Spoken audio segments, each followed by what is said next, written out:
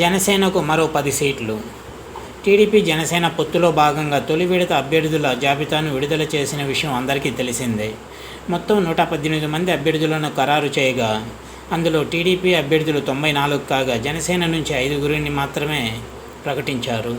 అయితే తొలి విడతలో జనసేనకు 24 సీట్లు మాత్రమే ఇవ్వడంతో ఆ పార్టీ శ్రేణులు కార్యకర్తల్లో తీవ్ర అసంతృప్తి వెల్లువెత్తింది. కనీసం 40 సీట్లలో అయినా జనసేన అభ్యర్థులకు అవకాశం ఇస్తే బాగుండేదనే అభిప్రాయం వ్యక్తమైంది.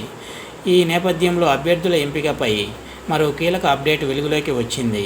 ఇంకో 10 మంది జనసేన నేతలకు ఎమ్మెల్యే అభ్యర్థులుగా అవకాశం ఇస్తున్నట్లు ఆ పార్టీ అనకాపల్లి అసెంబ్లీ అభ్యర్థి కొనతాల రామకృష్ణ తెలిపారు. అనకాపల్లి ఎమ్మెల్యే అభ్యర్థిగా ఆయన ఖరారు కావడంతో అనకాపల్లి నూకాలమ్మ ఆలయాన్ని సందర్శించారు.